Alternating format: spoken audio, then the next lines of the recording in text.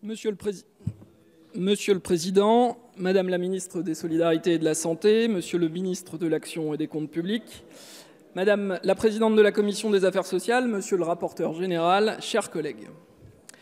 Alors que certains, ces derniers jours, voudraient nous enfermer dans la bataille du pouvoir d'achat, au moment où tous les salariés du pays voient leur fiche de paye augmenter grâce au vote du budget de l'année passée, je veux vous parler ici, maintenant, de ce budget de transformation que nous nous apprêtons à voter.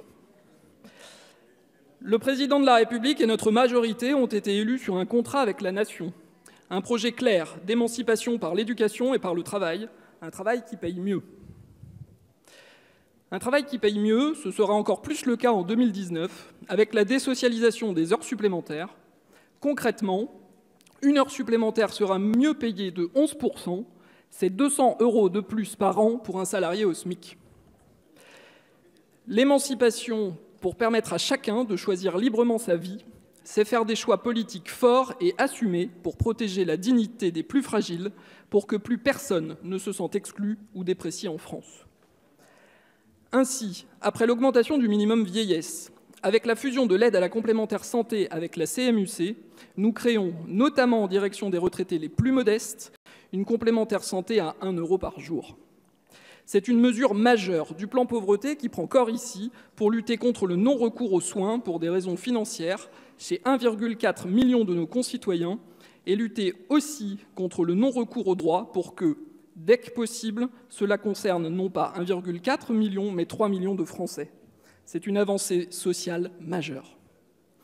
Les personnes âgées en situation de dépendance auront également les conditions d'accueil améliorées dans les EHPAD par un investissement plus fort, à la fois par une accélération dans la montée en charge de la réforme de la tarification, une présence renforcée des infirmiers la nuit, ou encore la possibilité d'un hébergement temporaire en sortie d'hospitalisation. Après avoir lancé l'augmentation de l'AAH l'an dernier, 40 € de plus le mois prochain, nous poursuivons notre engagement en faveur des personnes en situation de handicap, en augmentant de 30% le complément mode de garde pour les familles au titre de l'enfant handicapé. C'est 140 € de plus par mois pour ces familles. Avec la mise en place du plan autisme, c'est une amélioration sans précédent de la prise en charge, plus précoce aussi, pour toutes les personnes atteintes d'un trouble du cercle autistique. Ce PLFSS profitera à tous les Français via une réforme profonde de notre système de santé. L'augmentation sans commune mesure depuis 6 ans de l'ONDAM permettra d'investir 400 millions € supplémentaires en 2019 pour moderniser nos hôpitaux, embaucher 400 médecins salariés pour exercer dans les territoires où l'accès aux soins est le plus difficile. Le développement du financement à la qualité permettra de dépasser le tout et deux A pour plus d'humains et de justes soins. C'est comme ça que l'hôpital ira mieux et que les Français seront mieux soignés. Je veux saluer ici le travail majeur de notre rapporteur général en faveur des urgences.